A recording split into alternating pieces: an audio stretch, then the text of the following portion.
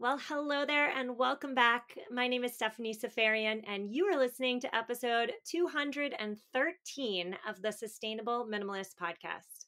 On today's show, we are talking about going car free or perhaps car light. And I am talking about this with lifestyle optimization coach Meredith Keith-Chirch. Now, if you are an avid listener of this podcast, you listen every week without fail.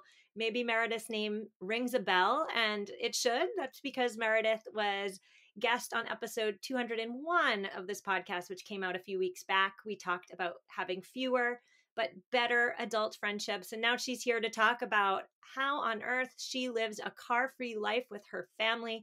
Meredith, I'm so excited to talk to you for a second time. How are you?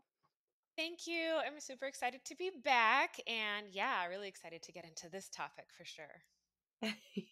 Well, for anybody who missed your first appearance on this podcast, tell us who you are and what on earth a lifestyle optimization coach does. Yes, great question. So I'm Meredith Keith-Chirch, and I am a coach, a mom, a dancer, a vocalist, an advocate of many things, including pedestrian, biking lifestyles, as well as self directed education. So, in terms of my coaching work, I work with people, women specifically, on certain areas of lifestyle that I think tend to get forgotten when we're talking about health and wellness and just being happy and joyful. I think sometimes we get into these modes of thinking, oh, well, if health and wellness is about what I eat and making sure I'm getting exercise. And certainly those things are true. They're important. And I think that things like relationships, like we've talked about before, how we spend our days, how we spend our time, the thoughts we have, the things that we do during the day, whether is it work, is it our hobbies, parenting, all of these types of things and choices that we make as a part of our regular day-to-day life sometimes get forgotten. And they're a huge source of either support or sometimes unhealthy stress, just depending on where we are with balancing them and with making those choices. So I like to work with people on some of those areas that they maybe haven't thought of first and foremost with their health, and that tend to have huge impacts on their happiness and well-being. Hmm. Well, today I would love to talk to you about your car free living journey. I have so many questions, and I read a blog post you wrote on this topic. And essentially, one of the points you were making was that your first thought, if your first thought is, oh no, that's not for me, it's not possible, uh, think again, because perhaps it could be. So, talk to us about that decision that you made to go car free. When did you make it? Why did you make it? And how's it going? Yes. So a lot went into it. It definitely was something that took my family a while to get behind and figure out. And I say my family because some of us were more eager than others of us. Specifically, my partner, my husband, it was his idea. And when he first suggested it, I had a reaction that is very similar to reactions that I get from a lot of people, which was, "What? You we can't do that. But everybody has a car. How does that even work? That's not possible." That kind of thing. That was my reaction at first.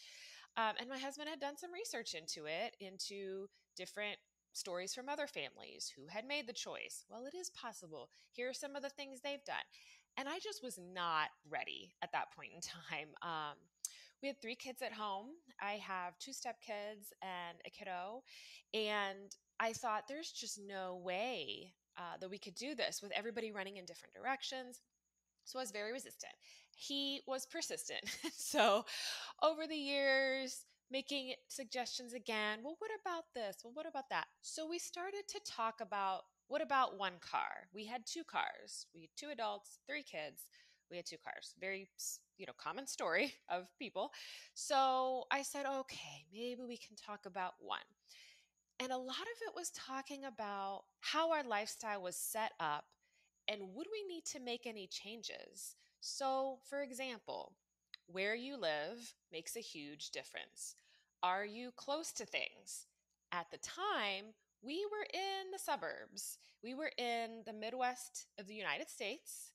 And I will say that there are areas all over the world where this is possible. And then there are areas where you're not close to things. The roads are perhaps treacherous to either walk on or ride a bike, that kind of thing. So, we definitely did some discussions and some thought into what are the things we do? Do we have access to those? And how accessible would this be? What other equipment do we need? So, for example, when we started these conversations, I hadn't ridden a bike in years, like over a decade, maybe longer.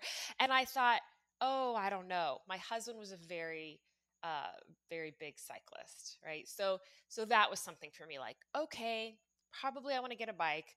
What does that even look like? I don't remember. Of course, the joke is that you'll always remember. But so that was a step, right? Okay, let's get a bike first. Let me get back on one, see what it's like. And what kind of support do we need for kids? What are the size of our kids, right? So my stepkids were older. Our kiddo was younger. So do we need a bike seat? Do we need a trailer bike? Do we need a trailer? Those kinds of things. So it was definitely a process. And I would say that most people that I've talked to who are considering this lifestyle, adjusting their use of automobiles, it takes some time. It's not one of those things you're going to wake up tomorrow and, sell your car or cars and jump into this. So part of what I think is helpful for people and can make them most successful is that taking that time. Maybe you decide, okay, this is something I want to do, and maybe it doesn't take you as many years as it took me. Um, and it's still really helpful to think of all those little details. So we went to the one car. We also moved to a more urban area. So we actually moved to a downtown neighborhood. And on the one hand, we had to then pay to park the car we had, which, a lot of people don't love.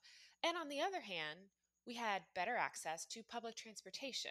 So that gave us another option besides just being out in the suburbs where we didn't. There was a park and ride. So when we went down to one car, I would sometimes drive my husband to the park and ride, and then he could take the bus to work. That involved some amount of scheduling. It was doable. So what we liked about moving ourselves to an environment that had more access to support was that there were some streets with bike lanes. When we had been riding around or walking around in more suburban types of areas, it was kind of touch and go with the bikes. You were maybe going to be in with traffic, which was okay. Generally speaking, cars weren't going very fast because it wasn't an interstate or a busy road. And at the same time, we liked having the option to walk places. So sidewalks are great. And so ultimately, what actually pushed me over to the place of being ready to have no car was that a car share company came into our town. So this was new. And it took away sort of the last argument that I had because we were using the bus, we were using our bikes, we were walking, and the car share company offered an opportunity to become members for a fairly reasonable rate annually, and then just go get a car when we needed it for something for an hourly rate. So if we wanted to run an errand that was a little farther than we wanted to ride our bikes, and maybe not on the bus line, we could go rent a car for a couple of hours. Or if we needed to move furniture, we could get a truck, something like that. So this was 8 years ago. So, different parts of the world now I know have these options as well for different car rentals, car shares, that kind of thing. So once that came along, I thought, well, we're paying a monthly garage fee for this car to be parked. We really weren't using it. It was really just for comfort. Okay, well, we'll just go down to one, but we'll still have one. And at that point, I thought, okay, we've done this for a while. I feel pretty comfortable. And also in the back of my mind, I always thought, well, if it doesn't work, we can just buy another car. So it didn't feel like a completely permanent, wow, we can never change our minds kind of decision, right? Because there will probably always be cars, at least in our lifetime. So, I felt like, hey, if it doesn't work, we can make a different choice. Well, let me pause you just for 1 second and say that uh, you did mention that you live in a more urban environment. And so I can kind of picture my listeners right now throwing up their hands and being like, oh, well, that's why it's possible for her because she lives in an urban environment. It's not possible for me. And so, for anybody listening who is thinking that, I would say just hold on, just pause. I live in a very rural environment. So, we're going to get to strategies to maybe step back from car use, even if you're not in a city with public transit. Um, but yes, I do want to get into the whys. You had mentioned the financial costs associated with keeping, maintaining a car. I would say, from the purposes of this conversation, this is an environmentally friendly podcast. And so whenever anybody asks me, like, what are the top four, let's say, things that I can do personal choice wise to help the planet, I always say fly less or not at all, eat less or no meat and dairy, buy less junk. And of course, number four is always use your car less or not at all. So that's the environmental benefit is, of course, I just shouldn't have to state it, but let's just state it. Why else did you guys make this big, gigantic life choice? So the environment was definitely a piece of it. I would say the initial interest came from when my husband was doing this research on, wow, it's a huge cost savings because we don't really think about how much it costs to own a car, not just the car itself, the insurance, the maintenance, etc. Then when we delved deeper and did more of that research and just kind of laid out all of the pros and cons, the environmental piece was huge. And so when we realized that we could also contribute in this way through our family making this choice, that was a big draw. I would say those were the top things that were motivators. And as we got started, another thing came into play, which was our health and wellness. And of course, someone would say now, looking back, oh, well, yeah, that makes sense. I'm surprised you didn't think of it. And we really just didn't. We didn't realize how sedentary we were, during those times that we're in a car. Of course, we think about sitting around at home or things like that. But when we took that away, we noticed our health change so dramatically because if we wanted to leave the house, we were going to have to move our bodies in some way, even if we were riding the bus. And I will share as we talk later, we actually have since left that urban environment. So we've never been in a downtown since then. And we've lived in lots of different environments and made this work. So we'll get more into that. But even being in an urban environment, the bus stop is probably not outside your door. So the health and wellness benefits became super clear very early on, even though we weren't initially thinking of those, and have definitely been a factor in our keeping this lifestyle for so many years. And then the fourth piece I would say that was also surprising and yet key in, motivating us to stay connected with this lifestyle is our relationships. And from a standpoint of a couple of different areas. For one thing, I know some people love to drive. I was not one of those people. So it made me a little stressed out to have the directions. And yes, I still use paper directions. That's a whole other story. Directions to somewhere, watching what I was doing, kids in the back seat, radio on, all these different things happening. And so I would arrive somewhere pretty stressed. I also couldn't have a conversation with whichever, kid was asking a question. It was like, oh, wait, I just missed the exit. So I was answering this or reaching for your drink, all of these different things. And I found that our family, when we rode somewhere or walked somewhere together, had all these great conversations that we weren't having before because I was trying to focus on driving or, helping whoever was in the driver's seat navigate, that kind of thing. So that was a surprise and was a huge benefit. The other thing that was interesting was, and this harkens back a bit to relationships that matter, when we had a car in our driveway, we would just say yes to things all the time because it was easy and we could, right? When we no longer had a vehicle, we made super mindful choices about where we were going, who we were going there with, how long we'd want to be there, and that kind of thing. So, for example, we're introverts, all of us, honestly, in our family. And so we'd get invitations to parties and we'd think, oh, somebody's inviting us to a party. That's so nice. Are we available? We should say yes. And so when it came time to deal with this from being a car free or even with the one car family, well, let's really look at this. Do we want to do what we're going to need to do to figure out how to get there? How far is it? what does it entail? So we started to realize that we were really making more mindful choices about how we wanted to spend our time and the people that we wanted to have relationships with. Because if we really wanted to do that thing and we were car free and, we needed to rent a car, then we would figure that out, budget wise, schedule wise, all of that. But if we were finding it pretty onerous to think about all the things we'd have to do to make that happen, sometimes we'd realize we don't really want to do that thing. We don't really want to be there, or maybe those aren't folks that we actually want to see. But it took this lifestyle choice to make us question those. So those are all the reasons that we either started, thought it would be a good thing to try, or have maintained this lifestyle. Hmm. As you're talking, I'm thinking about all the places I tend to go in a normal week. And I'll be honest, when I sat down just half an hour ago to have this conversation with you, I was thinking to myself, oh, heck no. like, like it's just not going to happen for me.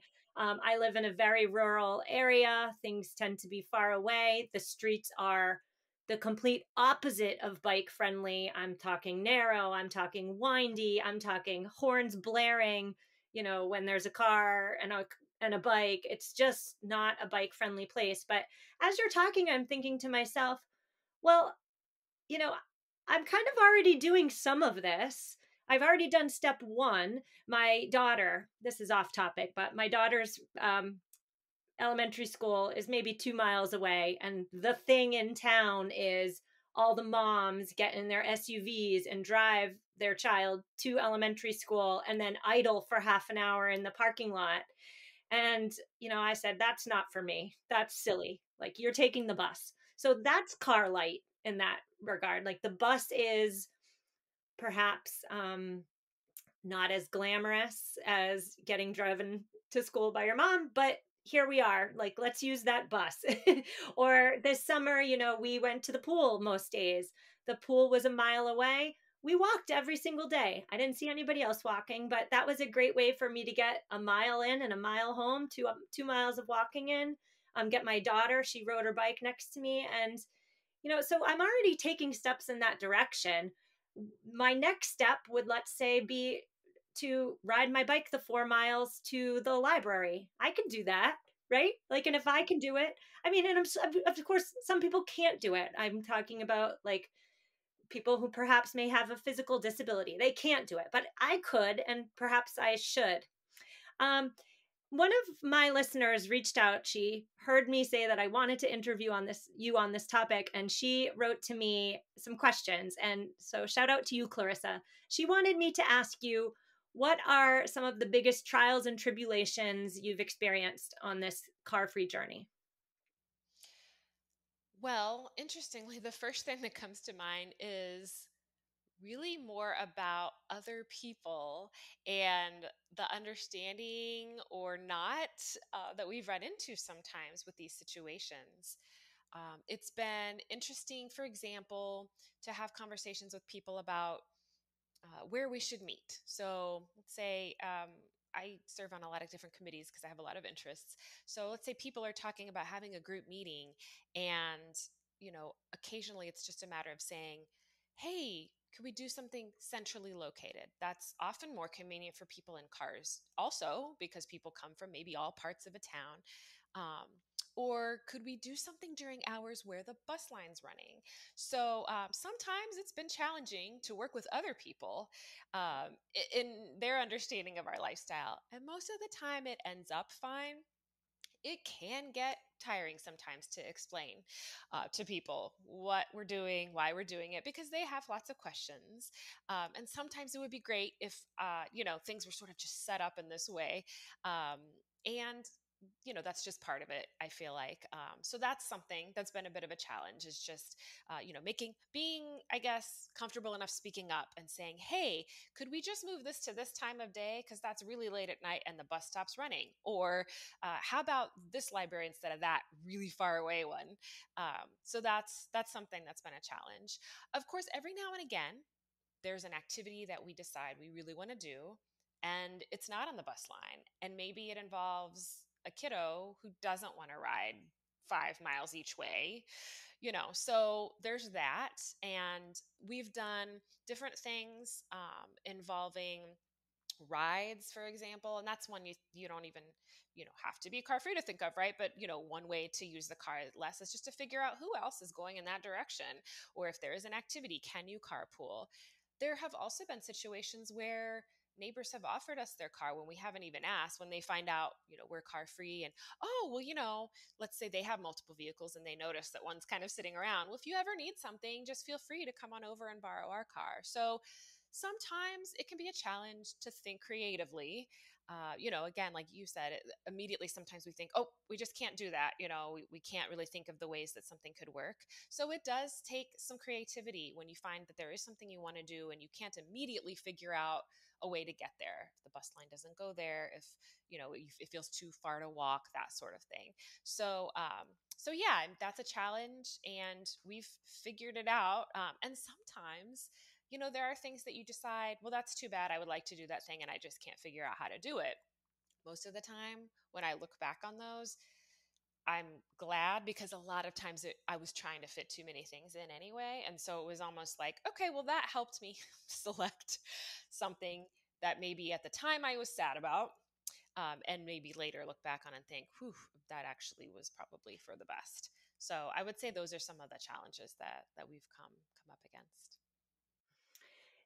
What's interesting to me is that you didn't mention extra time. I can imagine that running to the store to get, I don't know, some almond milk, let's say, takes a lot more time if you're doing it on a bike or if you're walking.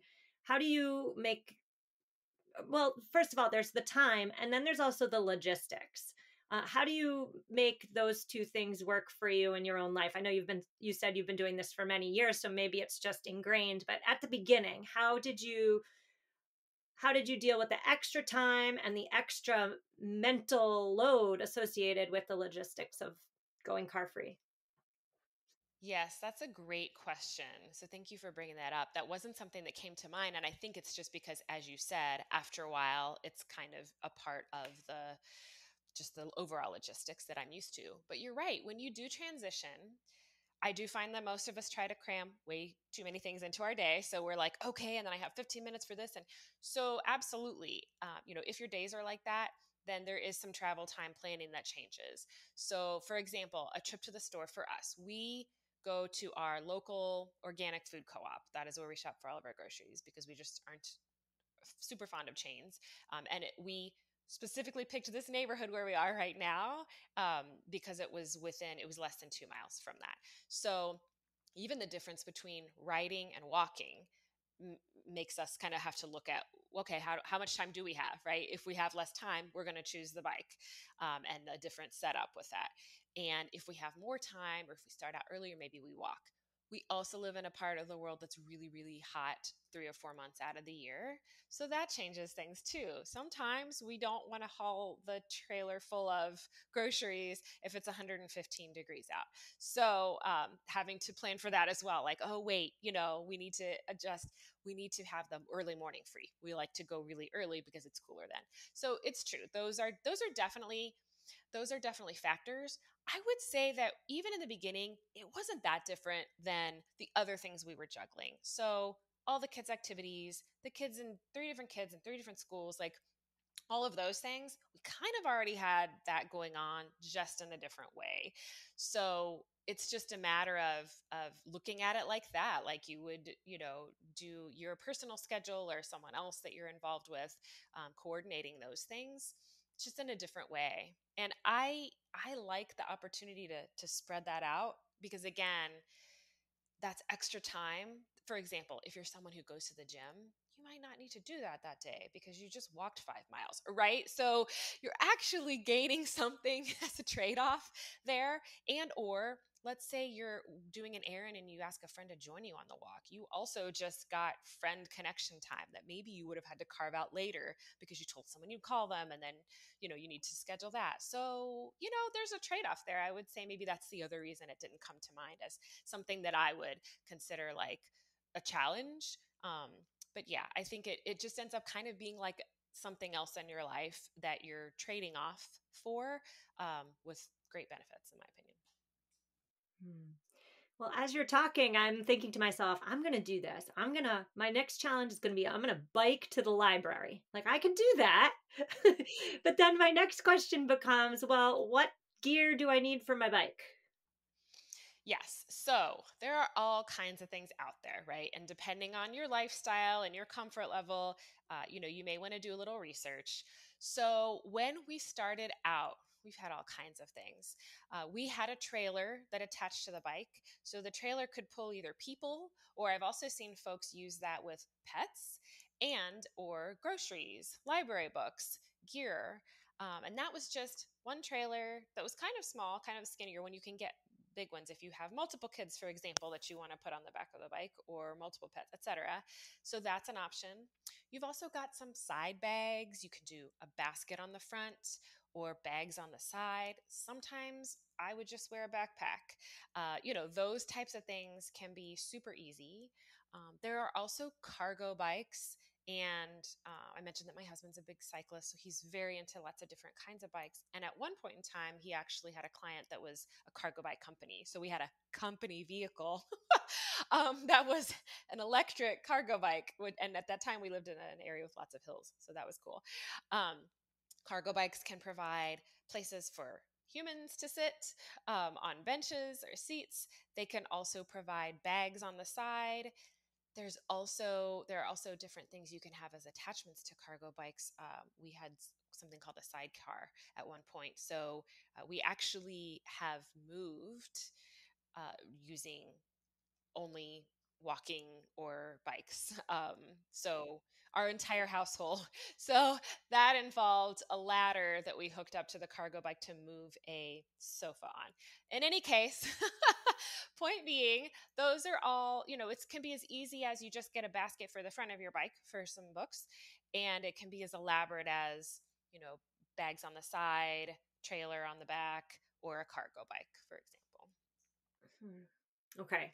So, what words of encouragement or wisdom do you have for anybody listening right now who's interested in not going car free, but perhaps doing just one or two errands a week without their car?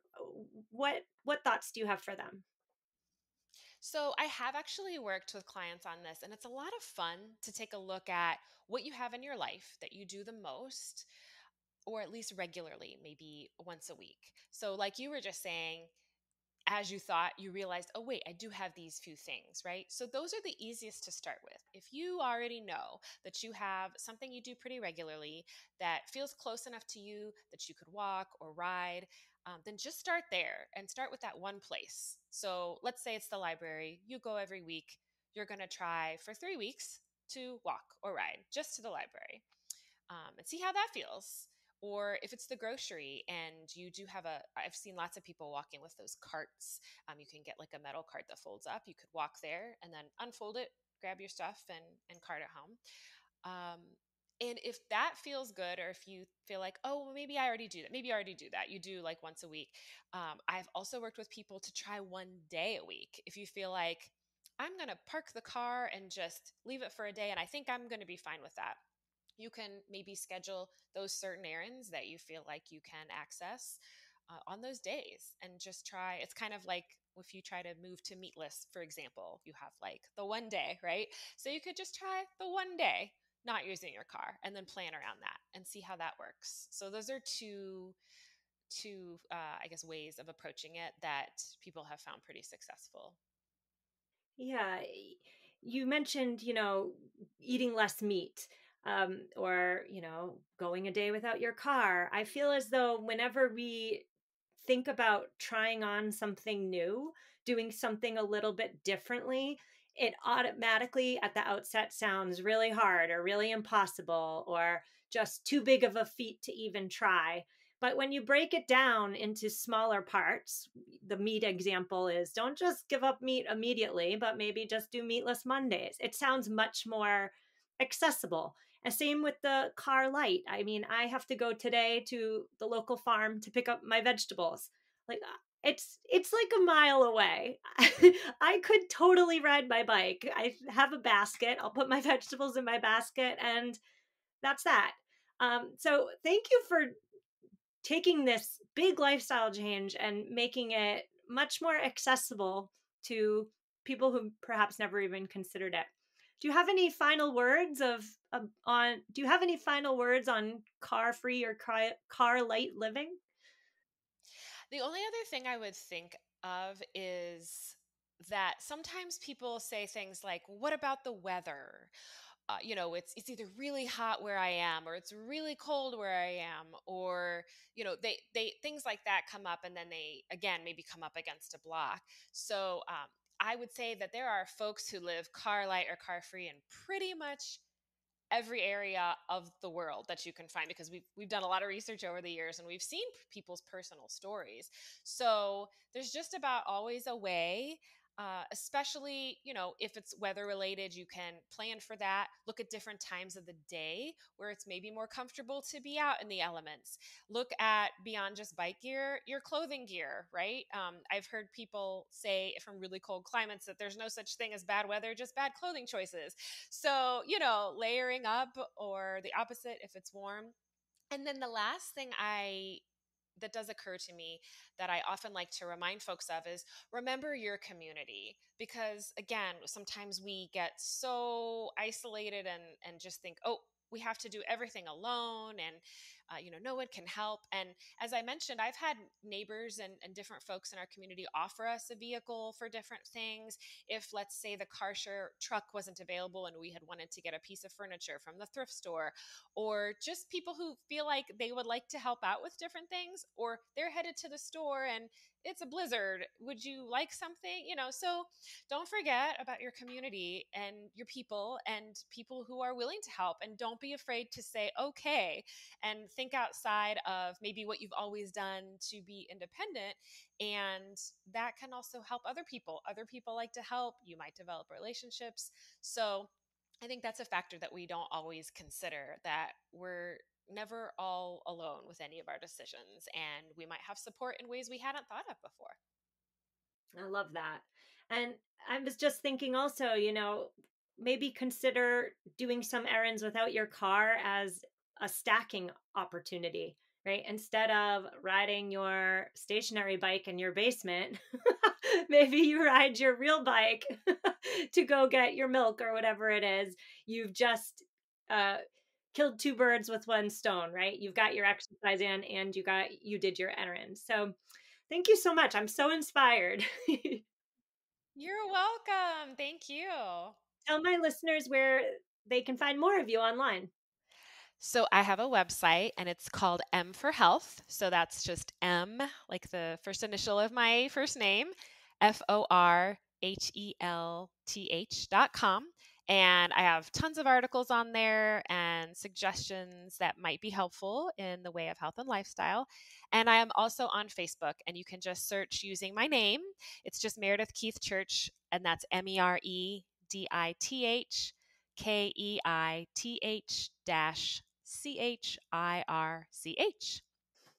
Well, I will link to you in this week's show notes for anybody who wasn't writing that down. But Meredith, I want to thank you so much. I am going to bike today to get my vegetables, and I will report back and let you know how I go. So thank you so much.